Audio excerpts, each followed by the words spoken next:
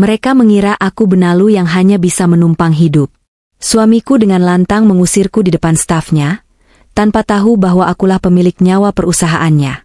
Satu panggilan telepon dariku, dan kekayaan mereka lenyap seketika. Kini, mereka mematung dalam kehancuran yang kuciptakan sendiri. Sebelum ceritanya dimulai, silakan tulis di kolom komentar dari daerah mana saja teman-teman yang menonton cerita ini. Jangan lupa like dan subscribe agar channel ini bisa semakin berkembang dan bisa mempersembahkan cerita yang lebih menarik lagi. Udara di dalam ruang rapat utama di lantai 20 itu terasa begitu dingin, namun bukan karena pendingin ruangan yang menyala maksimal. Ketegangan yang mencekam justru datang dari tatapan merendahkan yang dilemparkan oleh orang-orang yang seharusnya menjadi keluargaku. Aku berdiri di ambang pintu kaca yang tebal, memegang sebuah map berwarna coklat yang tertinggal di rumah. Map itu berisi dokumen legalitas tambahan yang diminta oleh klien penting suami saya pagi ini. Aku sengaja datang mengantarkannya karena Rangga, suamiku, menelepon dengan nada panik setengah jam yang lalu, memaki-maki karena berkas itu tidak ada di tas kerjanya. Namun, sambutan yang aku terima sungguh di luar dugaan. Di dalam ruangan itu, duduklah Rangga di kursi utama ujung meja, mengenakan setelan jas buatan Italia yang harganya setara dengan biaya makan satu desa. Di sebelah kanannya ada ibu mertuaku, Ibu Lestari, yang mengenakan perhiasan emas berlebihan hingga terlihat seperti toko berjalan. Di sebelah kirinya, duduk adik iparku, Melinda, yang sibuk memainkan ponsel mahalnya tanpa peduli situasi. Dan di sekeliling meja panjang itu, duduk para jajaran direksi serta staf senior, termasuk Fikri, karyawan lama yang menatapku dengan sorot mata kasihan. Aku melangkah masuk dengan ragu. Penampilanku memang sangat kontras dengan kemewahan ruangan ini. Aku hanya mengenakan gamis sederhana berwarna pastel yang sudah agak pudar warnanya, karena terlalu sering dicuci, serta jilbab instan yang praktis. Tidak ada riasan di wajahku, hanya wajah lelah seorang istri yang bangun pukul 4 pagi untuk menyiapkan segala kebutuhan rumah tangga sendirian. Bau bumbu dapur mungkin masih samar-samar tercium di bajuku, karena tadi aku sedang memasak untuk makan siang mereka sebelum Rangga menelepon. Baru 2 langkah aku masuk, suara tawa sinis Melinda memecah keheningan. Dia menutup hidungnya dengan gaya yang dibuat-buat, seolah ada bau busuk yang menyengat masuk bersamaku. Melinda melirik ke arah Ibu Lestari, lalu berkata dengan suara yang sengaja dikeraskan agar semua orang mendengar. Dia bilang kalau ruangan rapat yang steril dan wangi lavender ini jadi bau bawang gara-gara ada pembantu yang salah masuk kamar. Ibu Lestari langsung menyahut dengan nada tinggi yang melengking. Dia memarahi Rangga, bertanya kenapa istri tidak becus seperti aku dibiarkan masuk ke kantor Bonafide ini. Menurut ibu, aku hanya bikin malu keluarga saja. Aku mencoba menahan perih di hati. Aku meremas map coklat di tanganku, mencoba fokus pada tujuanku datang ke sini. Aku berjalan mendekati Rangga dan meletakkan map itu di mejanya dengan pelan. Aku berbisik padanya bahwa ini dokumen yang dia minta. Aku berharap setidaknya dia mengucapkan terima kasih atau memintaku duduk sebentar. Namun, harapan itu hancur berkeping-keping. Rangga menatap map itu, lalu menatapku dengan pandangan jijik, seolah aku adalah noda kotoran di kemeja putihnya yang bersih. Wajahnya memerah, bukan karena malu atas kelakuannya, tapi malu karena memiliki istri sepertiku di hadapan kolega bisnisnya. Rangga berdiri tiba-tiba, membuat kursi kerjanya terdorong ke belakang dengan suara keras. Dia menunjuk wajahku dengan telunjuknya yang gemetar karena marah. Di hadapan puluhan pasang mata, di hadapan staf yang selama ini menghormatinya, Rangga meneriakkan kalimat yang menghunjam jantungku. Dia berkata dengan lantang bahwa aku tidak berkontribusi apapun di bisnis ini. Dia menyebutku hanya beban, wanita bodoh yang tidak tahu apa-apa soal dunia korporat. Kalimat terakhirnya benar-benar membuat darahku mendidih, namun sekaligus membekukan air mataku. Dia berteriak kepada security di luar pintu, memerintahkan mereka untuk menyeret aku keluar. Dia tidak berkontribusi apapun di bisnis ini. Usir saja dia dari sini, teriak suamiku lantang. Suasana ruangan menjadi hening seketika. Tidak ada yang berani bernapas. Fikri terlihat ingin berdiri membela, tapi dia tahu posisinya terancam jika melawan bosnya. Melinda dan Ibu Lestari tersenyum puas, seolah mereka baru saja memenangkan lotre. Mereka menikmati setiap detik penghinaan ini. Mereka pikir aku akan menangis, bersimpu di kaki Rangga, dan memohon belas kasihan seperti yang biasa aku lakukan di rumah demi menjaga keutuhan rumah tangga. Tapi hari ini berbeda. Sesuatu di dalam diriku patah, namun patahan itu justru menyusun dirinya kembali menjadi sebuah kekuatan baru yang dingin. Aku tidak menangis. Aku tidak menunduk. Aku justru mengangkat wajahku, menatap mata Rangga dalam-dalam. Bibirku menyunggingkan senyum tipis, senyum yang belum pernah mereka lihat sebelumnya. Senyum seorang pemilik yang melihat penyewanya bertingkah kurang ajar. Dengan tenang, aku merogoh saku gamisku dan mengeluarkan ponsel pintarku. Ponsel itu bukan ponsel murahan, meskipun aku menutupinya dengan casing yang jelek agar tidak mencolok. Aku menekan satu nomor yang sudah tersimpan di panggilan cepat. Aku menekan tombol loudspeaker dan mengangkat ponsel itu tinggi-tinggi. Nada sambung terdengar 2 kali, sebelum suara berat seorang pria menyapa dengan sangat hormat di ujung sana. Itu adalah Adrian, pengacara sekaligus orang kepercayaan yang mengelola aset pribadiku. Tanpa basa-basi, tanpa gemetar sedikitpun, aku mengucapkan kalimat itu. Batalkan kontraknya sekarang. Hanya itu. 3 kata. Singkat, padat, dan mematikan. Adrian di ujung telepon langsung menjawab dengan sigap. Baik, Bu. Instruksi dilaksanakan. Pemutusan kerjasama dan penarikan dana investasi sebesar 20 miliar rupiah akan diproses detik ini juga. Rangga terdiam. Mulutnya yang tadi terbuka untuk memaki, kini terkunci rapat. Dia mematung. Matanya membelalak menatap ponselku, lalu beralih ke layar proyektor besar di belakangnya yang sedang menampilkan data keuangan perusahaan. Ibu Lestari yang tadi tersenyum mengejek, kini wajahnya memucat. Melinda menjatuhkan ponselnya ke meja karena kaget. Mereka semua tahu apa artinya kontrak 20 miliar itu. Itu adalah nyawa perusahaan ini. Itu adalah proyek besar yang mereka rayakan hari ini. Detik berikutnya, notifikasi email masuk beruntun terdengar dari laptop sekretaris yang terhubung ke proyektor.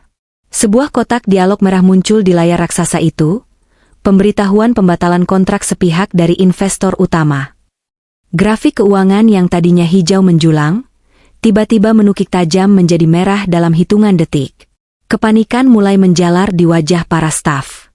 Telepon di meja rapat mulai berdering gila-gilaan, tanda bahwa para vendor dan ban mulai bereaksi terhadap penarikan dana massal itu. Aku menurunkan tanganku, memutuskan sambungan telepon, lalu memasukkan kembali ponselku ke saku. Aku melihat wajah Rangga yang kini pucat pasi seperti mayat. Keringat dingin mulai bercucuran di pelipisnya. Dia menatapku seolah melihat hantu. Dia tidak percaya bahwa istri yang baru saja dia usir, istri yang dia anggap tidak berguna, baru saja menghancurkan imperium bisnisnya dalam waktu kurang dari 1 menit. Aku berbalik badan, langkahku ringan dan tegak. Kutinggalkan mereka semua dalam kehancuran dan kebisuan yang mencekam. Ini baru permulaan, Rangga. Kau baru saja membangunkan raksasa tidur yang selama ini memberimu makan. Aku berjalan keluar dari gedung perkantoran mewah itu dengan perasaan yang campur aduk. Ada rasa puas yang meledak-ledak di dada, tapi juga ada rasa sakit yang menyayat hati. Bagaimana tidak? Laki-laki yang baru saja kuhancurkan itu adalah laki-laki yang kucintai selama 5 tahun terakhir. Laki-laki yang demi dia, aku rela merendahkan diriku, menyembunyikan identitas asliku, dan hidup dalam bayang-bayang kepalsuan. Sambil menunggu taksi online di lobi, pikiranku melayang mundur ke masa 3 tahun yang lalu, saat semua kebohongan ini bermula. Dulu, Rangga bukanlah siapa-siapa. Dia hanyalah seorang pemuda ambisius dengan mimpi besar namun tanpa modal dan koneksi. Perusahaan rintisannya diambang kebangkrutan total. Dia terlilit utang di mana-mana, dikejar penagih utang, bahkan rumah orang tuanya hampir disita bank. Aku masih ingat jelas malam itu, Rangga datang ke kos-kosanku dengan wajah kusut dan mata sembab. Dia menangis di pangkuanku, mengatakan bahwa dia gagal dan ingin mengakhiri hidupnya saja. Hatiku hancur melihatnya. Saat itu, aku sudah jatuh cinta padanya. Bukan karena uangnya, karena dia memang tidak punya uang, tapi karena semangat juangnya yang kulihat di awal perkenalan kami. Apa yang Rangga dan keluarganya tidak tahu adalah siapa aku sebenarnya.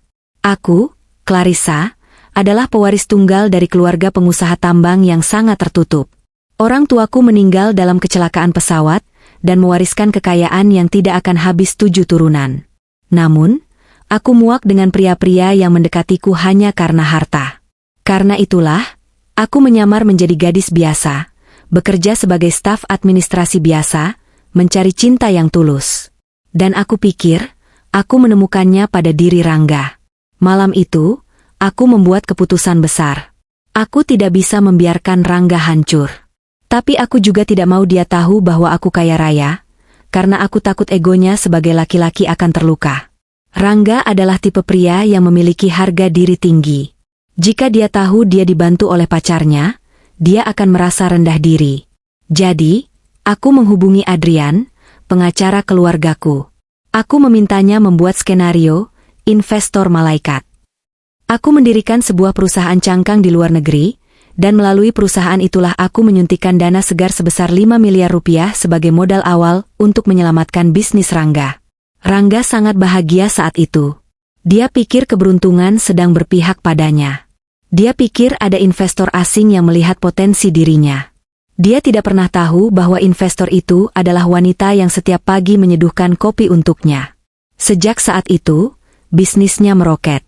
Aku terus menyuntikkan dana setiap kali dia butuh ekspansi, tentu saja tetap melalui perantara Adrian. Aku rela hidup sederhana, bahkan berpura-pura miskin, agar Rangga bisa tampil gagah sebagai pengusaha sukses. Setelah kami menikah, aku berharap kebahagiaan itu akan sempurna. Tapi ternyata, kesuksesan mengubah Rangga. Atau mungkin, kesuksesan hanya memperlihatkan watak aslinya. Dia mulai membangun narasi palsu. Kepada Ibu Lestari dan Melinda, Rangga bercerita bahwa kesuksesannya adalah murni hasil keringat darahnya sendiri. Dia bahkan melebih-lebihkan cerita bahwa dia memungutku, seorang gadis miskin yatim piatu, untuk dinikahi karena belas kasihan. Narasi itulah yang membuat hidupku di rumah mertua menjadi neraka. Karena mereka berpikir aku tidak membawa apa-apa ke dalam pernikahan ini, mereka memperlakukanku seperti parasit. Setiap hari adalah siksaan mental. Aku bangun sebelum subuh untuk membersihkan rumah 3 lantai itu sendirian, karena Ibu Lestari menolak menyewa pembantu. Katanya, istri yang tidak bekerja harus tahu diri dan mengurus rumah. Padahal, uang untuk membayar 10 pembantu pun sebenarnya berasal dari dividen sahamku yang masuk ke rekening perusahaan Rangga. Aku masih ingat kejadian minggu lalu yang begitu menyakitkan. Saat itu ada arisan keluarga besar di rumah. Ibu Lestari menyuruhku memakai seragam pelayan sementara agar serasi dengan catering yang disewa. Bayangkan, menantunya sendiri disuruh memakai baju pelayan. Rangga hanya diam saja saat ibunya memerintahku. Saat tamu-tamu datang memuji kemewahan rumah baru yang dibeli Rangga, yang sebenarnya dibeli pakai uang bonus tahunan dari perusahaanku, Ibu Lestari dengan lantang berkata, "Untung anak saya sukses, jadi bisa beli rumah gedongan gini. Kalau ngarepin istrinya MAH, boro-boro beli rumah, beli garam aja mungkin gak mampu." Melinda ikut menimpali sambil memamerkan tas branded barunya. "Iya, Mbak Clarissa itu beruntung banget Mas Rangga mau nampung. Udah miskin, gak kerja, cuma bisa ngabisin beras aja di sini." Semua tamu tertawa. Rangga juga ikut tersenyum tipis, menikmati pujian sebagai penyelamat itu. Hatiku perih, tapi aku diam. Aku diam karena aku memegang janji pernikahanku untuk berbakti. Aku diam karena aku pikir cinta Rangga masih ada. Namun, kebohongan demi kebohongan terus menumpuk. Rangga mulai jarang pulang dengan alasan lembur meeting luar kota. Uang belanja bulananku dibatasi dengan sangat ketat. Pernah aku meminta tambahan uang 100.000 rupiah untuk membeli obat sakit kepala. Rangga memarahiku selama 1 jam. Dia bilang aku boros dan tidak tahu susahnya mencari uang. Padahal di saat yang sama, notifikasi bank di ponsel rahasiaku menunjukkan bahwa Rangga baru saja menggesek kartu kredit perusahaan, yang tagihannya dibayar oleh induk perusahaanku, sebesar 50 juta rupiah di sebuah toko perhiasan mewah. Perhiasan itu tidak pernah sampai ke tanganku, juga tidak ke tangan Ibu Lestari. Itulah titik di mana kecurigaanku mulai tumbuh.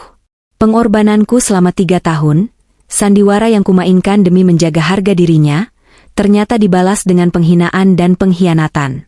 Aku memberikan segalanya, hartaku, harga diriku, tenagaku. Tapi yang kutuai hanyalah cacian. Di mata mereka, aku hanyalah debu di bawah kaki mereka. Mereka lupa bahwa tanah tempat mereka berpijak itu adalah milikku. Dan hari ini, Di ruang rapat itu, adalah puncak gunung es dari kesabaranku yang sudah habis. Aku sudah selesai menjadi Cinderella yang teraniaya. Saatnya sang ratu kembali mengambil tahtanya. Dan aku pastikan, proses pengambilan tahta ini akan sangat menyakitkan bagi mereka yang telah berkhianat. 2 minggu sebelum hari penghakiman di ruang rapat itu, rumah kami yang besar dan megah terasa begitu sunyi, namun menyimpan gemuruh yang sebentar lagi akan meledakkan segalanya. Malam itu, hujan turun deras sekali, seolah langit sedang menangisi nasibku yang tak kunjung membaik. Jarum jam di dinding ruang tengah sudah menunjukkan pukul 1 dini hari. Seperti biasa, aku belum tidur. Bukan karena insomnia, melainkan karena tumpukan pekerjaan rumah tangga yang belum selesai. Ibu Lestari baru saja mengadakan acara pengajian sosialitas sore tadi, dan dia bersikeras agar aku mencuci semua piring keramik mahal itu dengan tangan. Takut tergores jika dimasukkan ke mesin pencuci piring. Saat aku sedang mengeringkan piring terakhir di dapur yang letaknya agak tersembunyi di belakang, aku mendengar suara langkah kaki tergesa-gesa menuruni tangga. Itu suara langkah Rangga. Tapi dia tidak sendirian. Ada suara langkah kaki lain yang lebih ringan, diikuti tawa cekikikan yang tertahan. Itu suara Melinda. Aku mengernyitkan dahi. Tumben sekali kakak beradik itu mengobrol di ruang kerja Rangga sepagi ini. Biasanya, Rangga akan marah besar jika waktu istirahatnya diganggu, bahkan oleh adiknya sendiri. Rasa penasaran menuntunku untuk mematikan keran air perlahan, lalu berjinjit mendekati pintu ruang kerja yang sedikit terbuka. Cahaya lampu kuning dari dalam ruangan membias ke lantai marmer yang dingin. Jantungku berdegup kencang, sebuah firasat buruk mulai merayapi tengkuku. Aku menempelkan telingaku ke celah pintu, menahan napas agar keberadaanku tidak terdeteksi. Mas, gila kamu ya? Kalau investor utama, itu tahu kamu malsuin tanda tangan dia buat cairin pinjaman bank, bisa habis kita semua. Suara Melinda terdengar panik namun bercampur nada kekaguman yang aneh. Darahku berdesir hebat. Memalsukan tanda tangan? Investor utama? Itu artinya dia memalsukan tanda tanganku. Atau lebih tepatnya, tanda tangan perwakilanku di dokumen perusahaan. Suara Rangga terdengar, berat dan penuh arogansi, diiringi bunyi gelas kristal yang beradu dengan meja. Halah, tenang aja, Mel. Investor itu posisinya di luar negeri. Dia cuma perusahaan cangkang yang gak peduli operasional harian. Selama laporan bulanan kelihatan untung, dia gak bakal ngecek detail administrasi. Lagian, aku butuh uang tunai cepat. Si Bella udah ngambek minta apartemen di Jakarta Selatan minggu ini juga. Kalau nggak diturutin, dia ngancem mau nyebarin foto-foto kami ke ibu. Bella? Nama itu asing di telingaku, namun dampaknya menghantam dadaku seperti palu godam. Kakiku lemas seketika. Jadi, selama ini alasan dia sering lembur dan dinas luar kota bukan karena pekerjaan? Ada wanita lain. Dan apartemen di Jakarta Selatan? Harganya pasti miliaran. Sementara aku, istrinya yang sah, harus memohon-mohon hanya untuk minta uang beli vitamin. Lagian kamu juga nikmatin kan, Mel? Lanjut Rangga dengan nada mengejek. Tas Hermes barumu itu, emangnya kamu pikir uang dari mana? Itu dari sisa uang pinjaman yang aku manipulasi itu. Jadi jangan sok suci deh ngingetin aku. Melinda tertawa lagi, kali ini lebih lepas. Iya sih, Mas. Makasih lo ya. Tapi Mas, seriusan utang judi online kamu udah lunas? Kemarin ada orang nyariin ke butik aku, tampangnya serem banget. Aku menutup mulutku dengan kedua tangan, menahan jeritan yang hampir lolos. Judi online? Rangga berjudi? Tubuhku gemetar hebat. Bukan hanya pengkhianatan cinta, tapi dia juga sedang melakukan kejahatan keuangan yang serius. Uang yang aku suntikan untuk membesarkan perusahaan, uang warisan orang tuaku yang kuberikan dengan tulus lewat skenario investor itu, ternyata dia bakar di meja judi maya dan dia hamburkan untuk pelacur. SSTTT. Jangan kenceng-kenceng, nanti si babu itu dengar, desis Rangga, merujuk padaku. Hati ini rasanya dicincang mendengar sebutan itu. Udah aku bayar sebagian. Sisanya nunggu pencairan proyek 20 miliar minggu depan. Begitu kontrak itu cair, aku bakal ambil 30% buat nutup semua lubang, terus sisanya baru buat operasional. Perusahaan bakal agak goyang dikit, tapi nanti aku bisa alasan inflasi atau apalah ke investor. Percakapan itu terus berlanjut, membicarakan rencana busuk mereka untuk memeras perusahaanku sampai kering. Mereka tertawa di atas penderitaanku. Aku mundur perlahan, air mata mengalir deras tanpa suara. Malam itu, aku tidak melabrak mereka. Itu tindakan bodoh yang hanya akan membuat mereka waspada. Aku kembali ke kamar tamu tempat aku biasa tidur terpisah dari Rangga, dan menyusun rencana. Aku bukan lagi istri yang bodoh. 3 jam kemudian, saat rumah sudah benar-benar sunyi dan dengkuran Rangga terdengar dari kamar utama, aku menyelinap masuk ke ruang kerjanya. Aku tahu kebiasaan buruk Rangga. Dia tidak pernah mematikan laptopnya, hanya menutup layarnya, sleep mode, dan dia terlalu malas membuat password rumit. Passwordnya adalah tanggal lahirnya sendiri. Betapa menyedihkannya kecerdasan suamiku ini. Dengan tangan gemetar namun fokus yang tajam, aku membuka laptop itu. Cahaya layar menyilaukan mataku di ruangan gelap. Aku langsung membuka folder pribadi yang dia sembunyikan jauh di dalam sistem folder sistem. Dan di sanalah semua bukti itu terpampang nyata. Mataku membelalak melihat mutasi rekening yang dia samarkan. Transfer ratusan juta ke situs dengan nama aneh-aneh. Situs judi. Transfer berkala ke rekening atas nama Bella Salsabila. Bukti pemalsuan dokumen bank dengan meniru tanda tangan kuasa hukumku. Foto-foto mesra mereka berdua saat liburan di Bali, di tanggal yang sama saat Rangga bilang dia sedang meeting dengan klien di Surabaya. Bahkan ada chat log antara Rangga dan Melinda yang isinya menghina fisikku, menertawakan kebodohanku, dan merencanakan cara agar harta warisan orang tuaku, yang mereka pikir tidak ada, tidak akan pernah aku dapatkan jika kami bercerai. Bodoh, gumamku lirih, menatap layar itu dengan tatapan dingin. Kamu pikir kamu raja, Rangga. Tapi kamu lupa siapa yang membuatmu jadi raja. Aku mengeluarkan flash disk kecil dari saku gamisku. Benda kecil inilah yang akan menjadi pedang kematian bagi mereka. Aku menyalin semua folder itu. Setiap gigabyte data yang berpindah adalah satu paku yang kusiapkan untuk peti mati karir Rangga. Proses penyalinan memakan waktu 10 menit yang terasa seperti 10 tahun. Jantungku berpacu dengan detik jam dinding. Jika Rangga bangun sekarang, tamatlah riwayatku. Tapi Tuhan sepertinya berpihak pada orang yang teraniaya. Hingga data terakhir tersalin dan aku mencabut flash disk itu, tidak ada yang terbangun. Aku mematikan laptop itu kembali, mengelap sidik jariku di keyboard dengan ujung baju, dan keluar dari ruangan itu seperti hantu. Kembali di kamarku, aku menggenggam flash disk itu erat-erat hingga telapak tanganku sakit. Rasa sakit di hatiku perlahan berubah menjadi bahan bakar yang panas membara. Malam itu, aku tidak tidur sedetik pun. Aku menghabiskan malam dengan menatap langit-langit, membayangkan wajah Rangga, Ibu Lestari, dan Melinda saat topeng mereka kutarik paksa nanti. Aku telah menemukan senjata pemusnah massal untuk perang ini. Dan aku tidak akan ragu untuk menarik pelatuknya. Pagi itu, di hari eksekusi, beberapa jam sebelum rapat direksi dimulai, aku meminta izin pada Rangga untuk pergi ke pasar. Tentu saja, dia mengizinkan tanpa menoleh sedikit pun dari sarapannya, hanya melambaikan tangan seolah mengusir lalat. Dia tidak tahu bahwa pasar yang kutuju adalah sebuah gedung perkantoran elit di kawasan Sudirman, tempat kantor hukum Adrian berada. Aku masuk ke ruangan Adrian dengan penampilan yang jauh berbeda dari keseharianku di rumah Rangga. Aku mengenakan setelan blazer putih gading yang elegan, sepatu hak tinggi, dan kacamata hitam.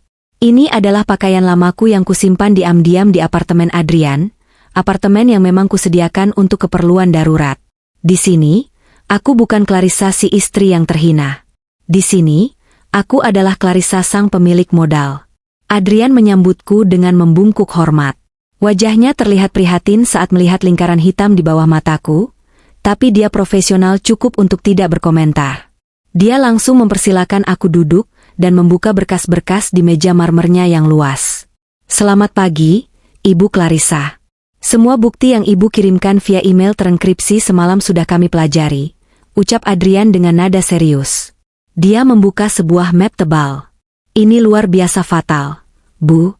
Pemalsuan tanda tangan untuk pinjaman bank, penggelapan dana perusahaan sebesar 12 miliar rupiah untuk judi online, dan pembelian aset properti menggunakan uang perusahaan atas nama pihak ketiga, Saudari Bella Salsabila.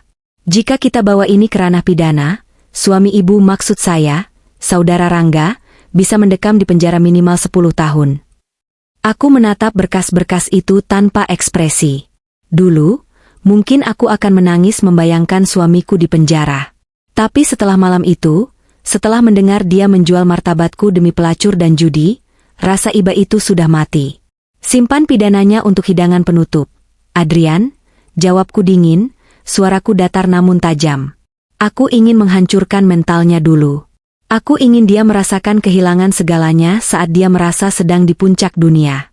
Bagaimana dengan persiapan rapat umum pemegang saham luar biasa? Adrian mengangguk, dia mengerti betul gaya mainku. Semua sudah siap. Sesuai instruksi ibu, surat pembatalan kontrak investasi senilai 20 miliar rupiah sudah kami siapkan. Begitu ibu memberi sinyal, kami akan mengirimkan notifikasi pembatalan ke seluruh sistem perusahaan, bank, dan mitra vendor. Efeknya akan instan, Bu. Cash flow perusahaan akan macet total dalam hitungan menit. Aset-aset yang diagunkan Rangga secara ilegal akan langsung disita oleh bank karena breach of contract. Bagus, kataku sambil memutar pena mahal di tanganku. Lalu bagaimana dengan aset pribadi? Rumah yang ditempati Ibu Lestari? Mobil-mobil Melinda?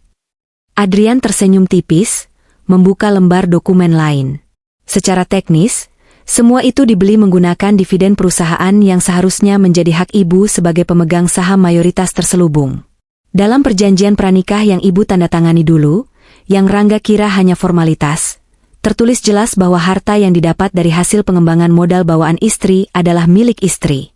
Rangga tidak pernah membaca detailnya karena dia terlalu sombong. Jadi, secara hukum, rumah, mobil, dan segala isinya adalah milik ibu. Ibu punya hak penuh untuk mengusir mereka kapan saja. Mendengar penjelasan Adrian, aku merasakan kepuasan yang aneh. Selama ini mereka mengira aku menumpang hidup.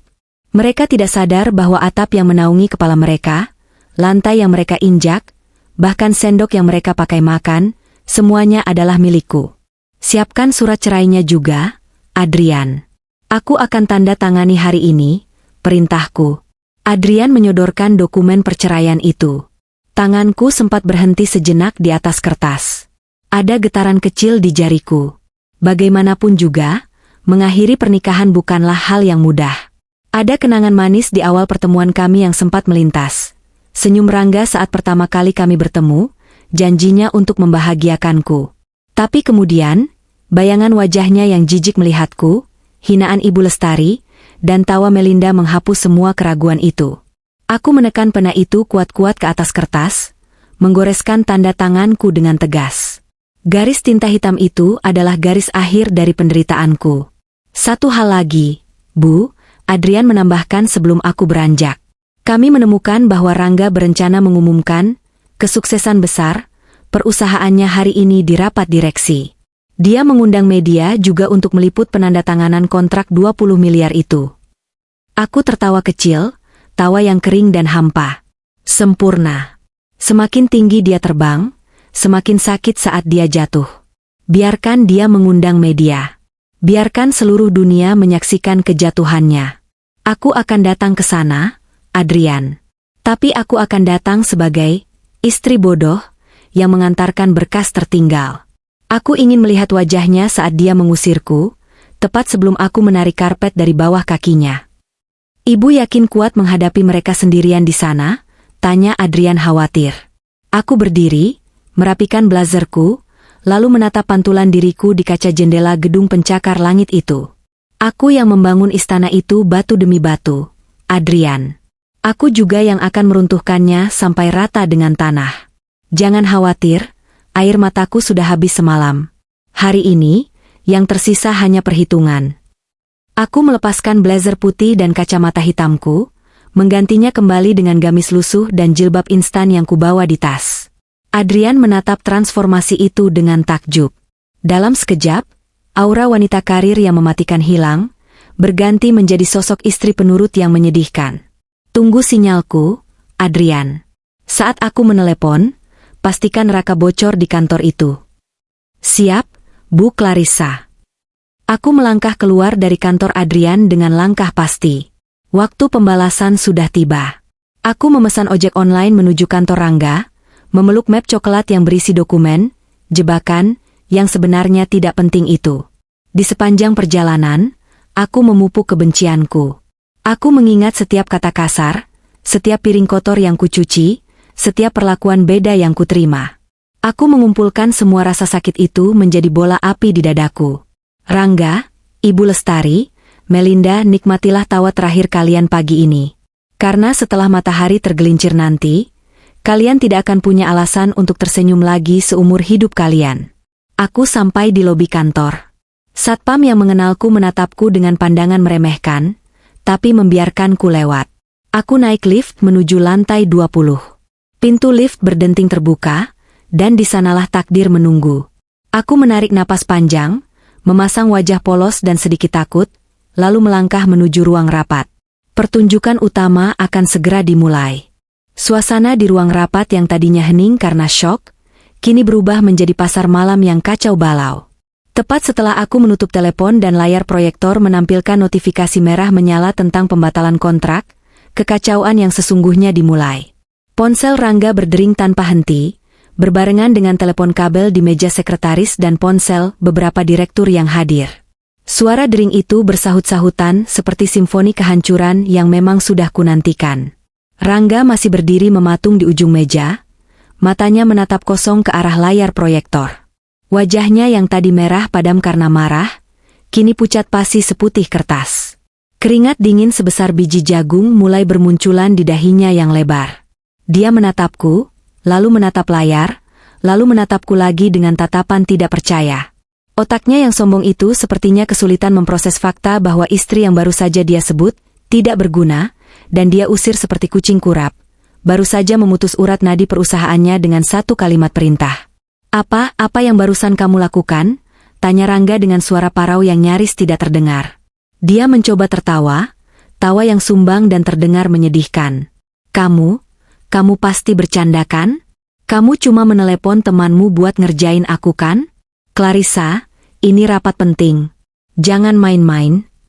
Aku tidak menjawab pertanyaannya. Sebaliknya, aku melangkah maju perlahan, mendekati kursi kebesaran yang dia duduki tadi. Langkah kakiku terdengar tegas di atas lantai berkarpet tebal itu. Tidak ada lagi langkah ragu-ragu, tidak ada lagi bahu yang membungkuk. Aku berdiri tegak di hadapannya, menatap matanya yang mulai digenangi kepanikan. Main-main? Ulangku dengan nada rendah namun penuh penekanan. Mas, kamu pikir uang 20 miliar itu mainan? Kamu pikir investor yang membiayai gaya hidup mewahmu selama ini adalah hantu yang tidak punya mata? Tutup mulutmu, bentak Ibu Lestari tiba-tiba. Dia bangkit dari kursinya, menunjuk wajahku dengan jari telunjuknya yang dipenuhi cincin emas. Wajah tuanya merah pada menahan amarah. Dasar wanita pembawa sial. Berani-beraninya kamu bikin keributan di kantor anakku. Security. Mana security? Seret dia keluar sekarang juga. Namun, tidak ada security yang datang. Pintu ruangan itu tertutup rapat, dan orang-orang di dalam ruangan terlalu sibuk dengan kepanikan mereka sendiri. Para direktur mulai berbisik-bisik, menatap Rangga dengan pandangan curiga. Fikri, staf senior yang setia itu, menatapku dengan mulut sedikit terbuka, seolah baru menyadari sesuatu yang besar sedang terjadi. Aku menoleh ke arah Ibu Lestari dan tersenyum miring. Senyum yang membuat nyalinya sedikit menciut. Ibu mau mengusirku? Silakan. Tapi sebelum aku pergi, ada baiknya ibu tahu kemana perginya uang arisan ibu bulan lalu. Atau kemana perginya uang perusahaan yang seharusnya dipakai untuk bayar gaji karyawan bulan ini. Maksud kamu apa? Tanya Melinda, suaranya melengking tajam. Dia masih memegang tas Hermes barunya erat-erat, seolah takut tas itu akan terbang. Aku mengalihkan pandanganku kembali ke Rangga. Tatapanku menusuk langsung ke jiwanya yang kerdil. Tanya sama kakakmu, Mel. Tanya sama CEO kebanggaan kalian ini. Mas, bagaimana rasanya apartemen di Jakarta Selatan itu? Lantai 30, view kota yang indah, kamar tidur utama dengan ranjang king size, tempat kamu dan Bella menghabiskan malam-malam panjang saat kamu bilang padaku sedang dinas luar kota. Nama, Bella, meledak di ruangan itu seperti bom molotov. Tubuh Rangga tersentak hebat seolah tersengat listrik tegangan tinggi. Matanya membelalak lebar, Pupilnya mengecil karena teror. Dia tidak menyangka aku tahu nama itu. Dia pikir dia sudah menyembunyikan bangkai itu dengan sangat rapi. "Kak, kamu ngomong apa sih? Bella siapa? Jangan ngawur kamu," sangkal Rangga, tapi suaranya bergetar hebat. Dia mencoba melihat ke sekeliling, mencari dukungan, tapi para stafnya kini menatapnya dengan pandangan menghakimi. "Oh, masih mau menyangkal?" tanyaku santai sambil memainkan ujung jilbabku. "Perlu aku sebutkan detailnya?" Apartemen Greenview, unit 308. Dibeli tunai 3 bulan lalu menggunakan dana operasional Pos B. Harganya 3,5 miliar rupiah.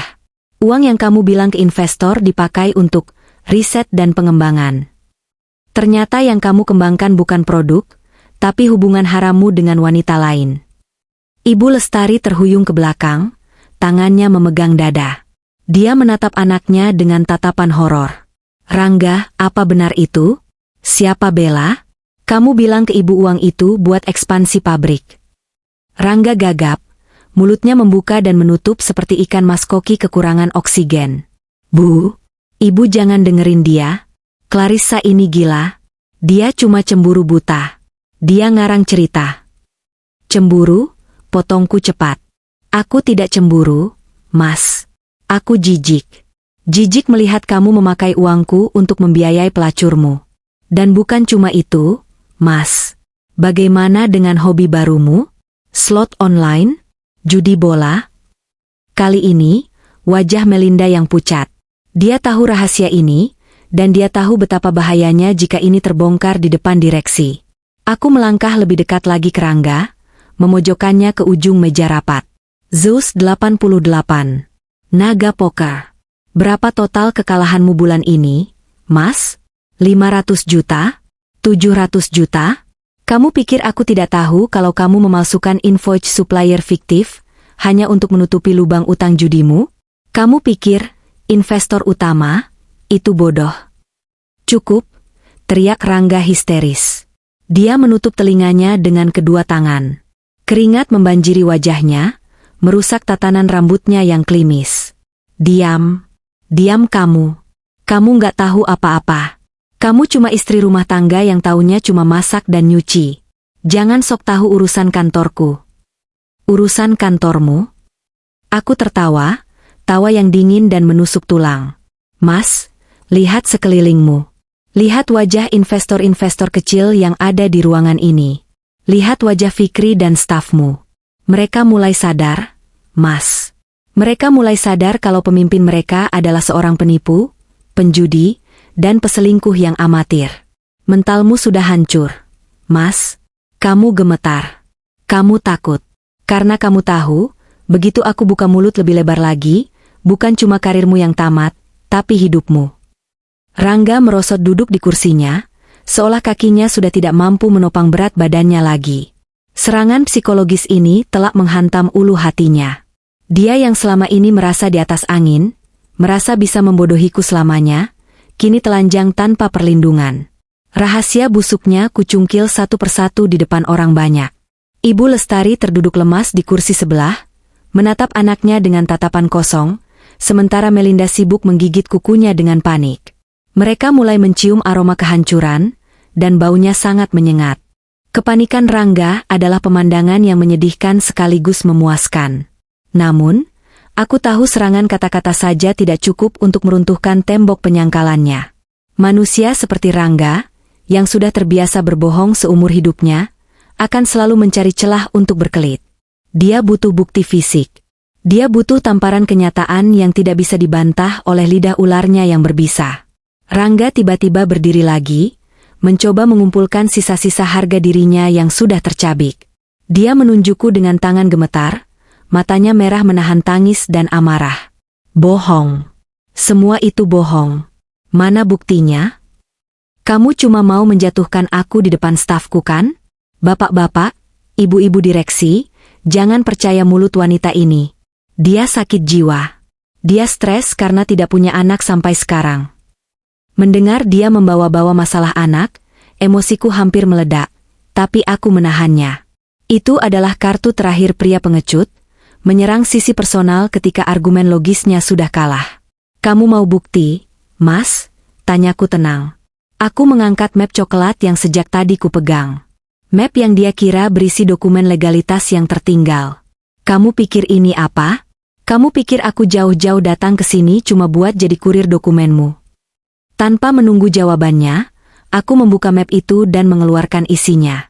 Bukan 1 atau 2 lembar, tapi tumpukan kertas tebal yang sudah disusun rapi oleh Adrian. Dengan gerakan dramatis, aku melemparkan tumpukan kertas itu ke udara. Lembaran-lembaran putih itu berhamburan, melayang jatuh seperti hujan salju di musim dingin, mendarat di atas meja rapat yang panjang, di lantai, dan di pangkuan para direksi. Baca! Bentakku, suaraku menggelegar memenuhi ruangan, membuat semua orang tersentak. Salah satu direktur, Pak Hendra, mengambil lembaran yang jatuh di dekatnya. Matanya membelalak saat membaca isinya. Fikri juga memungut selembar kertas yang jatuh di kakinya. Ini bukti transfer ke rekening bandar judi online. Gumam Pak Hendra, suaranya bergetar karena kaget. Tanggal transaksinya minggu lalu, nominalnya 150 juta rupiah. Sumber dana, rekening proyek C. Dan ini, sahut direktur lain yang memegang lembar berbeda, surat perjanjian jual beli apartemen Greenview atas nama Bella Salsabila. Pembayaran lunas tunai dari rekening perusahaan PT Abadi Jaya, tanda tangan Rangga sebagai CEO. Rangga terbelalak. Dia berusaha meraih kertas-kertas itu, mencoba merobeknya, tapi jumlahnya terlalu banyak. Bukti kejahatannya tersebar di mana-mana. Dia seperti orang gila yang mencoba menampung air hujan dengan tangan kosong. Itu palsu. Itu editan. Clarissa memalsukan semua ini. Teriak Rangga histeris, tapi tidak ada yang mendengarkannya lagi. Fakta tertulis di atas kertas putih dengan tinta hitam, lengkap dengan stempel bank dan materai, adalah kebenaran yang mutlak. Aku mengambil satu lembar foto yang jatuh di dekat Melinda. Foto itu memperlihatkan Rangga sedang berciuman dengan Bella di sebuah klub malam. Aku menyodorkannya tepat di depan wajah Melinda. Lihat ini, Mel. Ini kakak kebanggaanmu. Dan lihat tas yang dipakai Bella di foto ini. Mirip kan sama tas Hermes yang kamu pegang? Mas Rangga beli 2, 1 buat gundiknya, 1 buat adiknya, biar tutup mulut. Pakai uang siapa? Uang perusahaan. Melinda menatap foto itu dengan jijik, lalu melempar pandangannya ke arah Rangga. Mas, kamu bilang tas ini hadiah bonus. Kamu bilang kamu nggak ada hubungan sama cewek itu. Melinda merasa dikhianati, bukan karena moralitas, tapi karena dia sadar posisinya terancam. Ibu Lestari mengambil sebuah dokumen lain dengan tangan gemetar.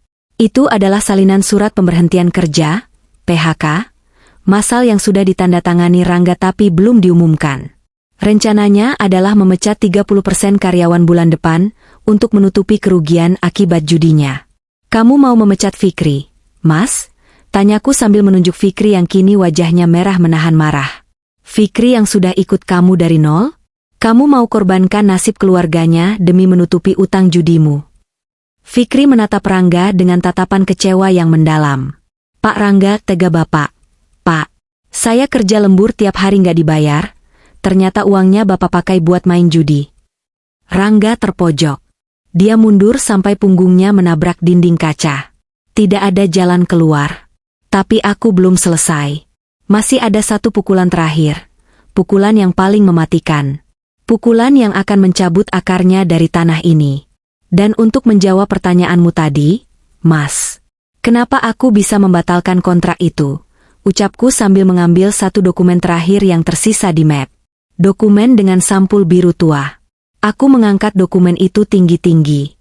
Kalian semua bertanya-tanya siapa investor utama yang selama ini menyuntikkan dana miliaran rupiah ke perusahaan ini, kan?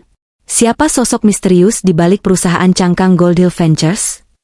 Ruangan hening seketika. Rangga menatapku dengan napas tersengal-sengal.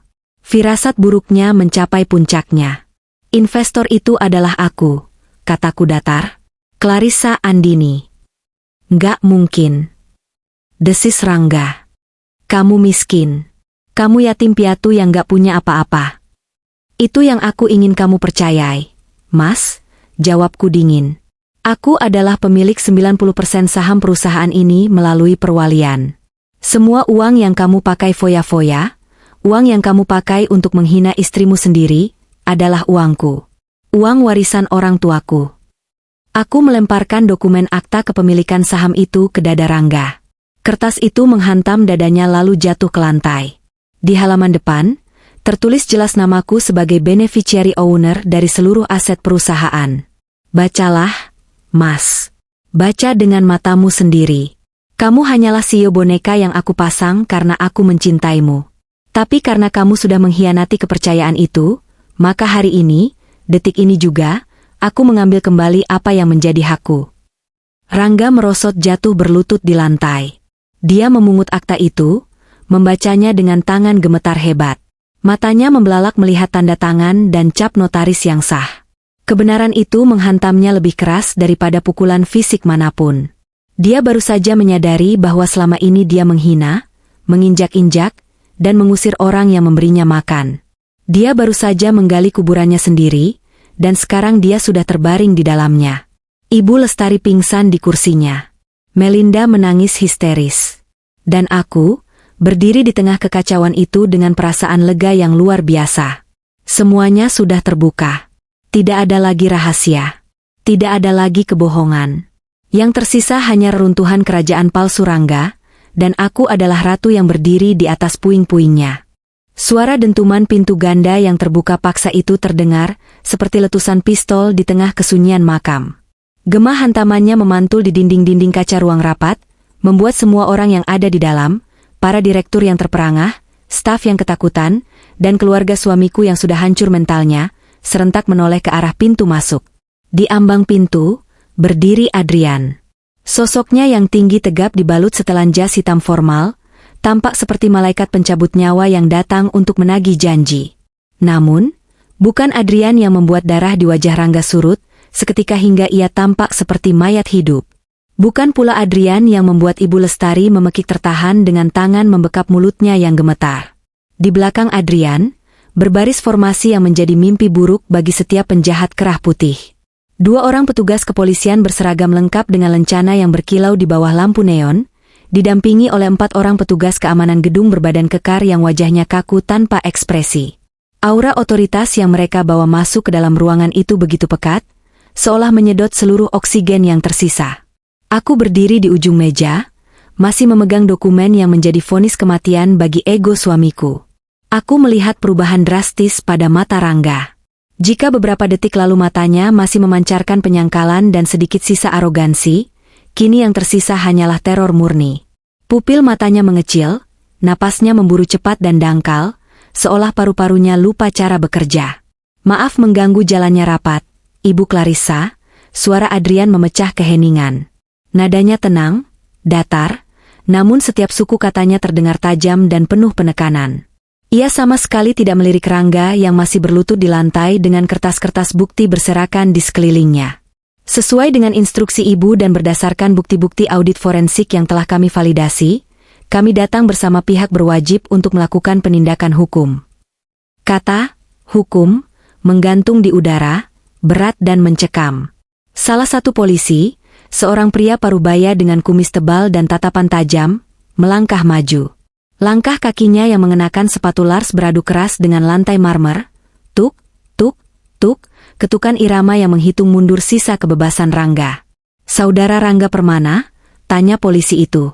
Bukan pertanyaan sebenarnya, melainkan sebuah konfirmasi identitas tersangka. Rangga mendongak. Bibirnya yang pucat bergetar hebat. Dia mencoba berdiri, namun lututnya seolah terbuat dari jeli. Dia merangkak mundur, menjauh dari polisi itu, menabrak kaki meja rapat. Tunggu Pak. Ini ada salah paham. Ini masalah keluarga. Masalah rumah tangga. Bapak tidak bisa masuk begitu saja ke kantor saya. Kantor Anda? Suaraku memotong, dingin dan tajam seperti silet. Aku melangkah pelan mendekatinya, menatapnya dari ketinggian hak sepatuku. Koreksi, Saudara Rangga. Ini bukan kantor Anda. Ini adalah properti milik PT Goldhill Ventures, yang mana sayalah pemilik tunggalnya.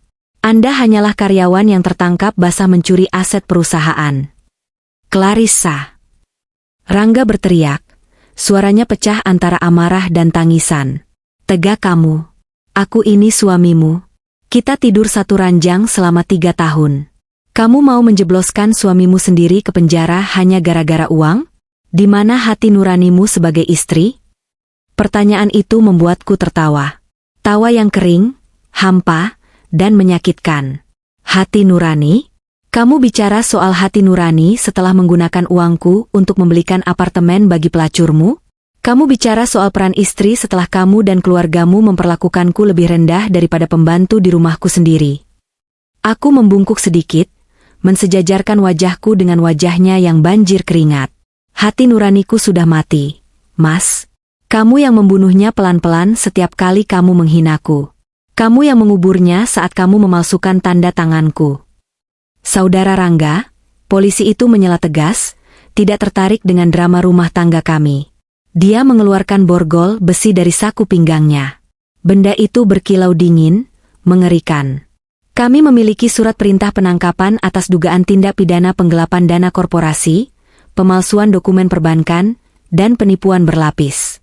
Anda punya hak untuk diam, tapi segala yang Anda katakan bisa dan akan digunakan untuk melawan Anda di pengadilan. Bunyi klik-klik saat besi dingin itu mengunci pergelangan tangan Rangga terdengar begitu nyaring di ruangan yang sunyi itu. Rangga meronta, lepas, sakit. Kalian gak tahu siapa saya? Saya CEO.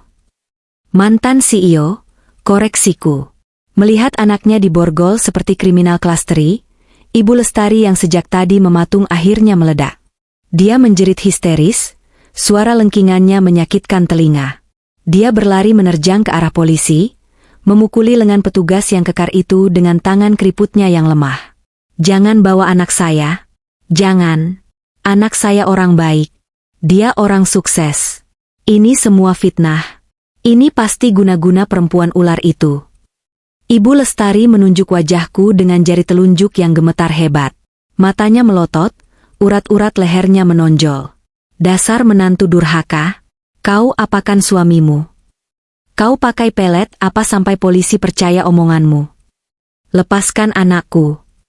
Seorang polwan yang ikut dalam rombongan itu dengan sigap menahan tubuh Ibu Lestari, memegangi bahunya agar tidak mengamuk. Ibu, harap tenang. Jangan menghalangi petugas atau ibu juga bisa kami amankan karena obstruction of justice. Amankan saja aku. Bunuh saja aku sekalian. Raung Ibu Lestari, lalu dia menjatuhkan dirinya ke lantai, bersimpuh di kakiku. Perubahan emosinya begitu cepat, dari marah menjadi memelas. Dia mencengkeram ujung gamisku, air matanya melunturkan maskara dan bedak tebalnya, membuat wajahnya tampak mengerikan seperti topeng yang meleleh. Clarissa, Clarissa anakku sayang.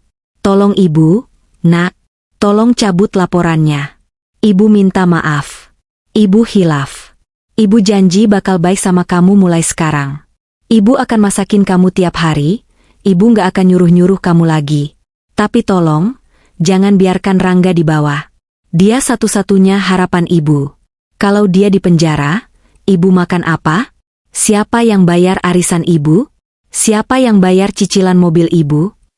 Aku menatap wanita tua yang sedang menangis di kakiku ini. Dulu, tatapan mata itu yang selalu membuatku merasa kecil. Mulut itu yang selalu melontarkan kata-kata pedas tentang betapa tidak berharganya diriku. Sekarang, dia bersujud, bukan karena menyesal telah menyakitiku, tapi karena takut kehilangan sumber uangnya. Bahkan dalam permohonan maafnya, dia masih memikirkan arisan dan cicilan mobil. Aku menarik kakiku perlahan, melepaskan cengkeraman tangannya. Ibu takut tidak bisa makan? Tanyaku pelan.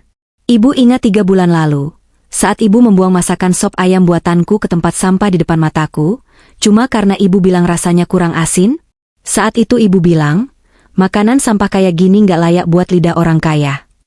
Nah, Bu, sekarang ibu harus belajar bahwa di luar sana, banyak orang yang bersyukur hanya untuk bisa makan nasi garam. Mungkin ini saatnya ibu belajar rasa syukur itu. Jahat kamu, iblis. Ibu Lestari kembali memaki saat menyadari permohonannya tidak digubris. Sementara itu, di sudut ruangan, Melinda mencoba menyelinap keluar. Dia berjalan mengendap-endap di balik punggung para direktur yang masih terpaku menonton drama ini. Dia pikir dia bisa lolos. Dia pikir dia tidak terlihat. Tahan wanita itu, perintahku datar, menunjuk ke arah Melinda yang sudah hampir mencapai pintu. Dua petugas keamanan langsung menghadang langkah Melinda. Gadis itu terlonjak kaget. Wajahnya pias. Dia memeluk tas Hermes Birkin berwarna oranye itu erat-erat di dadanya, seolah tas itu adalah pelampung di tengah lautan badai. Apa-apaan sih? Minggir. Aku mau pulang. Bentak Melinda dengan suara yang dibuat-buat berani, meski kakinya gemetar. Kalian gak berhak nahan aku. Aku gak kerja di sini. 4. Adrian melangkah maju, membuka sebuah dokumen audit. Betul, saudari Melinda memang tidak bekerja di sini. Tapi berdasarkan audit keuangan, saudari terdaftar sebagai penerima aliran dana ilegal dan pengguna aktif fasilitas perusahaan tanpa hak. Tas yang saudari peluk itu dibeli menggunakan kartu kredit korporat PT Abadi Jaya pada tanggal 12 bulan ini. Itu adalah aset perusahaan. Ini tasku. Mas Rangga yang kasih, jerit Melinda, air matanya mulai tumpah. Dia bukan menangis karena kakaknya ditangkap, dia menangis karena takut kehilangan simbol status sosialnya. Mas Rangga memberikannya menggunakan uang curian, sahutku. Aku berjalan mendekati Melinda. Serahkan tasnya, Mel. Dan juga kunci mobil BMW yang kamu bawa. Mobil itu leasing atas nama kantor. Kamu tidak berhak membawanya 1 meter pun dari gedung ini. Nggak mau? Kamu gila ya? Aku pulang naik apa kalau mobilnya diambil? Panas di luar, Clarissa. Nanti kulitku rusak. Melinda merengek seperti anak kecil yang mainannya diambil. Sungguh menyedihkan melihat wanita dewasa berusia 25 tahun yang tidak punya konsep realitas. Naik apa? Aku tersenyum tipis. Naiklah angkutan umum seperti jutaan rakyat Jakarta lainnya. Atau jalan kaki. Hitung-hitung olahraga untuk membakar lemak dari makanan mewah yang selama ini kamu makan pakai uangku. Pak Satpam, ambil asetnya, perintah Adrian. Terjadi tarik-menarik yang memalukan. Melinda menjerit-jerit seatas mahalnya ditarik paksa oleh petugas. Dia meronta, mencakar tangan petugas, tapi tenaganya kalah jauh. Tas itu akhirnya berpindah tangan. Kunci mobil pun dirampas dari saku celananya. Melinda berdiri di sana dengan tangan kosong, rambut acak-acakan, dan harga diri yang sudah terlucuti habis. Bawa mereka semua keluar. Perintahku final, lakukan public walk of shame. Biar seluruh karyawan melihat wajah orang-orang yang selama ini memakan gaji buta dari keringat mereka. Prosesi pengusiran itu adalah pemandangan paling surrealis yang pernah terjadi di gedung ini. Rangga yang diborgol dikawal polisi di depan, berjalan dengan kepala tertunduk dalam. Di belakangnya, Ibu Lestari yang terus meraung dan memaki diseret oleh Polwan. Dan paling belakang, Melinda yang menangis sesenggukan berjalan sambil menutupi wajahnya dengan tangan. Aku mengikuti mereka dari jarak aman, didampingi Adrian dan Fikri. Kami keluar dari ruang rapat, melewati koridor panjang yang dindingnya kaca. Di setiap kubikel, di setiap ruangan divisi, para karyawan keluar. Bukan 1-2 orang, tapi ratusan. Mereka berdiri berjejer di lorong, menyaksikan bos tiran mereka digiring seperti maling ayam. Tidak ada yang bersimpati. Aku bisa melihat tatapan Fikri yang penuh kepuasan. Aku melihat sekretaris Rangga yang selama ini sering dibentak-bentak, kini menatap dengan senyum lega. Bahkan office boy yang pernah dilempar kopi panas oleh Ibu Lestari karena kurang manis, kini berdiri tegak menatap mantan majikannya dengan tatapan berani. Rangga sempat mendongak, melihat wajah-wajah stafnya. Wajah-wajah yang dulu menunduk takut padanya, kini menatapnya dengan penghakiman. Rasa malu itu pasti membakar kulitnya lebih panas daripada api. Kami sampai di lobi utama gedung yang megah. Atrium yang tinggi itu dipenuhi tamu, kurir, dan resepsionis. Suara raungan Ibu Lestari memantul di dinding marmer, menarik perhatian semua orang. Di depan pintu kaca putar otomatis, langkah mereka terhenti. Polisi akan membawa Rangga ke mobil patroli yang sudah menunggu dengan lampu strobo biru yang berputar-putar menyilaukan mata. Sementara Ibu Lestari dan Melinda akan ditinggalkan begitu saja di trotoar. Clarissa. Rangga berbalik untuk terakhir kalinya sebelum didorong masuk ke mobil polisi. Wajahnya basah oleh air mata dan ingus. Ketampanannya hilang tak berbekas. Tolong aku. Aku nggak mau dipenjara. Aku takut.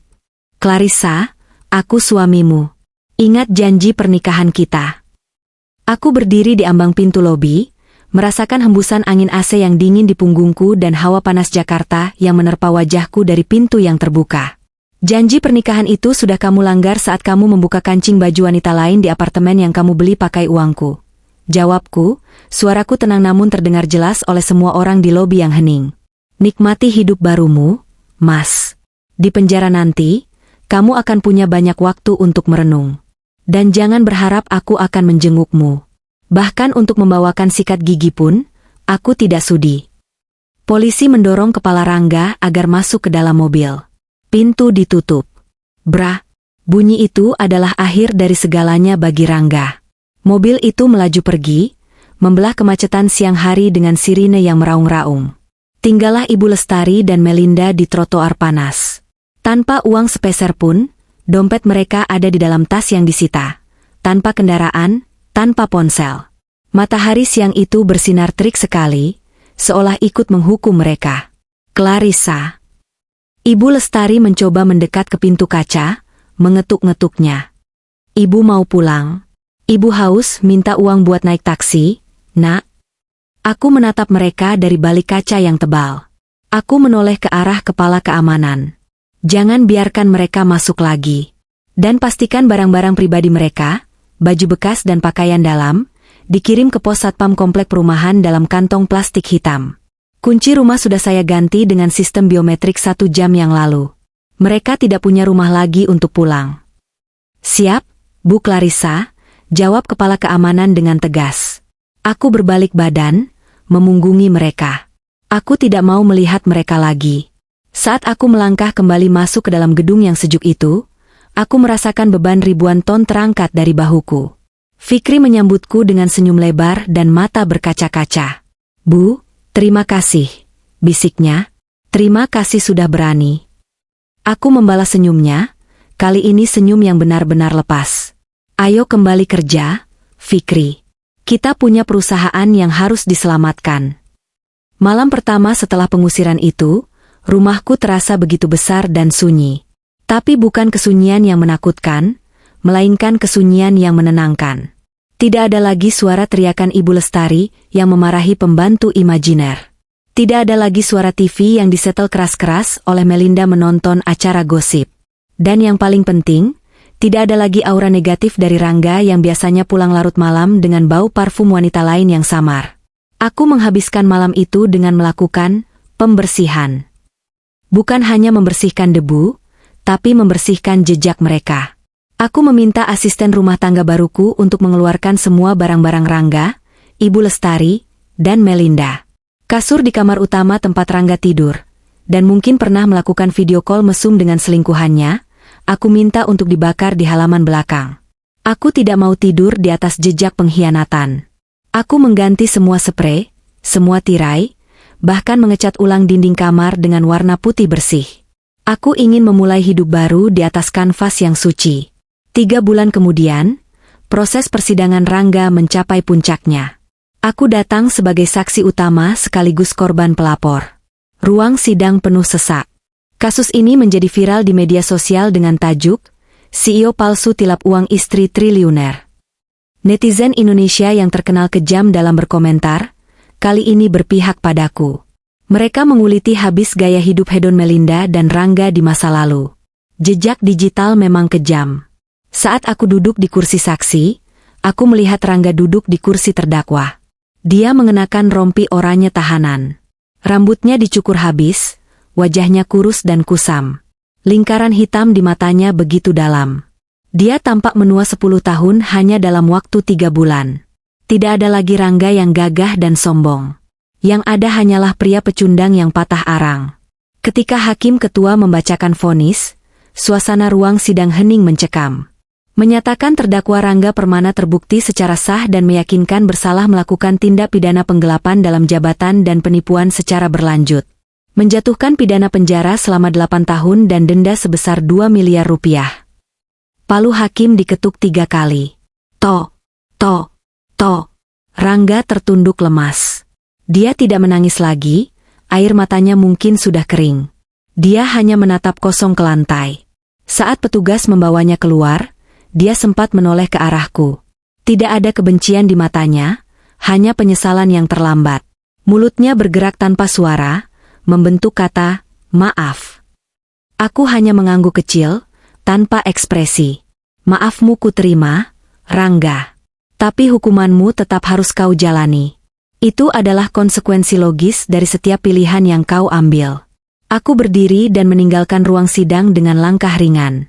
Bab tentang Rangga dalam buku kehidupanku sudah resmi ditutup. 6 bulan pasca kejadian, saat ini. Pagi ini, sinar matahari masuk menembus jendela kaca ruang kerjaku di lantai 30. Ruangan CEO ini sudah berubah total. Tidak ada lagi perabotan kulit berwarna gelap dan ornamen emas norak peninggalan Rangga. Semuanya kini bergaya modern minimalis dengan dominasi warna putih dan kayu oak yang hangat. Tanaman-tanaman hijau menghiasi sudut ruangan, memberikan energi kehidupan. "Bu Clarissa, ini laporan akhir bulan." Fikri masuk dengan wajah cerah. Dia kini menjabat sebagai direktur operasional. Penampilannya jauh lebih rapi dan berwibawa. Aku menerima tablet yang disodorkannya. Angka-angka di layar itu membuatku tersenyum. Grafik keuntungan perusahaan melesat naik seperti roket. "Luar biasa, Fikri. Kenaikan 200% dalam 6 bulan. Ini rekor baru." "Ini berkat kepemimpinan Ibu," kata Fikri tulus. Suasana kantor jadi jauh lebih sehat. Karyawan jadi semangat kerja karena mereka merasa dihargai. Bonus yang Ibu berikan bulan lalu juga sangat membantu mereka. "Oh ya Bu, klien dari Singapura yang dulu membatalkan kontrak gara-gara arogansi Pak Rangga, barusan kirim email. Mereka mau tanda tangan kontrak baru senilai 50 miliar. Alhamdulillah, ucapku syukur. Atur jadwal makan malam dengan mereka. Kita rayakan kerjasama baru ini." "Siap, Bu." "Oh ya, satu lagi," Fikri tampak ragu sejenak. "Pak Adrian tadi info, rumah yang disita dari Ibu Lestari, rumah lama mereka yang di pinggir kota, sudah laku terjual oleh bank untuk menutupi sebagian denda Rangga." "Baguslah," jawabku singkat. "Lalu di mana mereka tinggal sekarang?" "Informasi terakhir, mereka mengontrak di daerah perkampungan padat di dekat Pasar Gaplok. Kondisinya ya, cukup memprihatinkan, Bu." Rasa penasaran manusiawi sedikit menggelitiku. Siang itu, sepulang dari meeting di luar kantor, aku meminta sopir pribadiku, Pak Asep, untuk sedikit memutar jalan. "Ke daerah Pasar Gaplok, Pak." "Lewat jalan tikus saja," pintaku. Mobil Alphard hitamku meluncur membelah keramaian Jakarta yang panas. AC mobil membuatku tetap nyaman, kontras dengan debu dan asap knalpot di luar sana. Kami memasuki kawasan padat penduduk. Ganggang sempit, rumah-rumah petak yang saling berhimpitan, jemuran pakaian yang menggantung sembarangan, dan bau selokan yang menyengat. Di sebuah pertigaan yang macet karena pasar tumpah, mobilku terhenti. Dari balik kaca jendela yang gelap, sehingga orang luar tidak bisa melihatku, aku melihat pemandangan yang membuat hatiku bergetar. Bukan karena iba, melainkan karena takjub akan kebesaran Tuhan dalam memutar roda nasib. Di pinggir jalan yang becek, di depan sebuah toko kelontong yang tutup, ada seorang wanita tua duduk beralaskan karung beras bekas. Itu Ibu Lestari. Tubuhnya yang dulu gemuk subur karena makanan enak, kini kurus kering. Rambutnya yang dulu selalu disasak tinggi ala nyonya besar, kini memutih sepenuhnya, tipis, dan acak-acakan. Wajahnya penuh keriput yang dalam, dan kulitnya menghitam terbakar matahari. Dia mengenakan daster kumal yang sudah sobek di bagian ketiaknya. Di depannya, ada tampah bambu berisi beberapa bungkus nasi uduk kecil dan gorengan yang sudah dingin dan layu. "Nasi uduknya, Neng, den murah aja, 3.000. Suaranya parau dan lemah, menawarkan dagangan pada orang-orang yang lewat. Tapi kebanyakan orang hanya melirik jijik atau pura-pura tidak dengar. Tak jauh dari situ, aku melihat Melinda.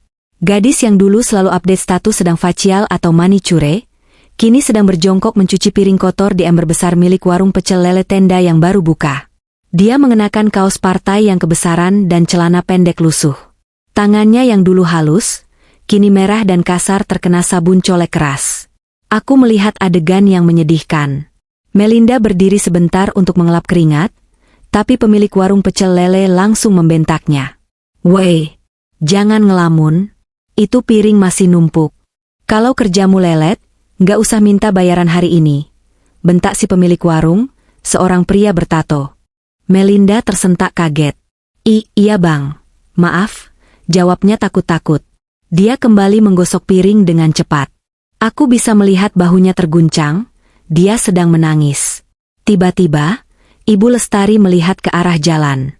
Matanya yang rabun menyipit menatap mobil Alphardku yang mengkilap. Mungkin dia tidak bisa melihatku di dalam, tapi mungkin nalurinya mengenali kemewahan yang dulu pernah dia cicipi. Dia menatap mobil itu dengan tatapan rindu, sedih, dan hampa. Lalu, seolah sadar diri akan posisinya sekarang yang bagaikan sampah jalanan, dia menundukkan kepalanya dalam-dalam, menarik selendang kumal untuk menutupi wajahnya. Dia malu. Aku menghela napas panjang. Ada rasa lega yang luar biasa di dadaku. Dendamku sudah terbayar lunas, bukan oleh tanganku sendiri, tapi oleh tangan semesta yang bekerja dengan sangat adil. Mereka yang dulu sombong di atas penderitaanku, kini merasakan sendiri pahitnya hidup di bawah telapak kaki orang lain. "Pak Asep, jalan," perintahku pelan. "Tutup kaca pembatasnya." "Baik, Bu. Mau mampir kasih sedekah?" tanya Pak Asep polos. "Tidak usah," jawabku tegas. "Biarkan mereka belajar berdiri di atas kaki sendiri. Memberi mereka uang sekarang hanya akan menghina proses pembelajaran hidup mereka. Lagi pula, mereka punya tangan dan kaki yang lengkap. Biar mereka rasakan bagaimana susahnya mencari uang Rp1.000 yang dulu sering mereka buang-buang." Mobilku melaju perlahan meninggalkan kawasan kumuh itu. Aku menyandarkan punggungku di jok kulit yang empuk. Aku memejamkan mata sejenak, mengucapkan syukur dalam hati. Aku, Clarissa, wanita yang pernah dibuang dan dihina, kini telah kembali utuh. Aku punya perusahaanku, aku punya harga diriku, dan aku punya kedamaian yang tidak bisa dibeli dengan uang berapapun. Masa lalu biarlah menjadi spion kusam yang hanya sesekali kulihat untuk mengingatkanku agar tidak jatuh ke lubang yang sama. Sekarang, pandanganku lurus ke depan, ke arah masa depan yang cerah dan penuh harapan. Karma itu nyata, dan dia datang tepat waktu.